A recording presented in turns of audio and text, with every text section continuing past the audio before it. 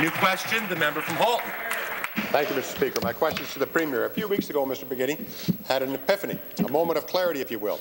He said he had revised his thinking and admitted that his government was a brake on growth. He was finally ready to admit that red tape was choking our economy and that we needed to do more to create a competitive business environment. Where did that guy go?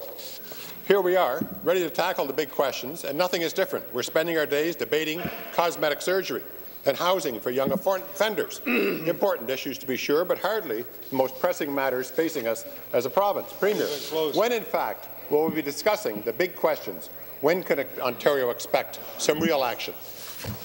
Premier. Speaker, I'm pleased to speak to the issue of red tape and the importance of our government and governments generally becoming more competitive.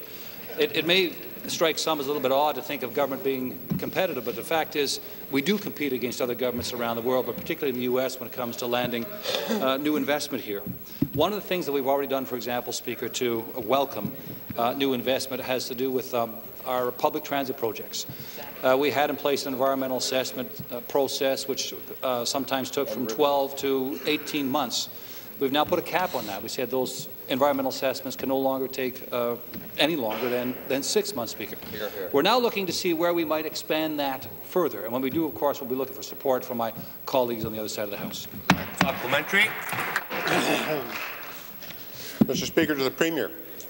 In less than 30 days, President Obama has introduced the most complex, comprehensive stimulus package that the world has ever seen.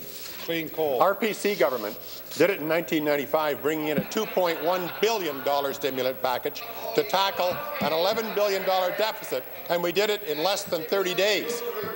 But in 6 years, all this government gave us was a 5-point plan.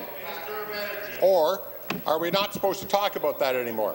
The 5-point plan didn't really work very well, did it, Premier? Now there's just the 5-foot plan. That keeps reporters at bay.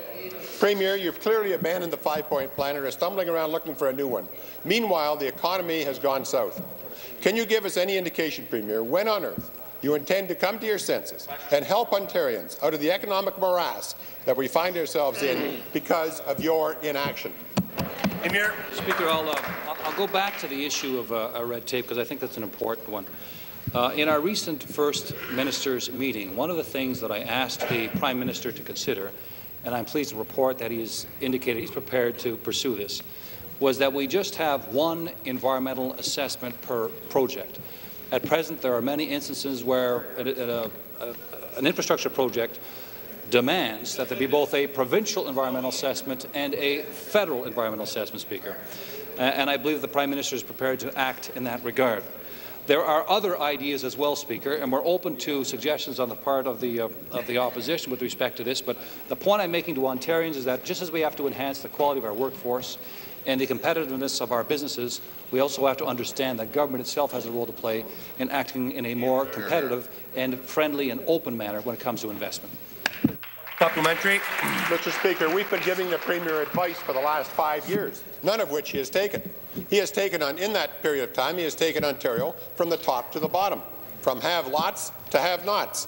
We have seen so many thousands of jobs lost in manufacturing, forestry, and even in the high-tech industry. We have a bloated bureaucracy, a high unemployment rate, a looming deficit, and a backward tax regime, but all Mr. McGuinty can do is blame everyone and everything else. Premier, how can vulnerable Ontarians trust your leadership with such a track record? Why should they believe you now? Premier. Well, you know, it's interesting, Speaker, that my colleague would close with a plea made on behalf of vulnerable Ontarians. And let me just offer this assurance to vulnerable Ontarians and Ontario families generally. We will not be reducing welfare rates. We will not freeze increases in minimum wage. We will not make cuts to nurses. We will not make cuts to teachers, Speaker. We will not fire water inspectors, Speaker. We will do everything we can to protect the significant gains we've made with respect to public services. We will hang on to the gains that we made in our schools. We'll hang on to the gains we've made in our hospitals and the delivery of health care generally, Speaker. Those are the kinds of assurances that I think our vulnerable Ontarians and families generally are looking for, especially at this point in time.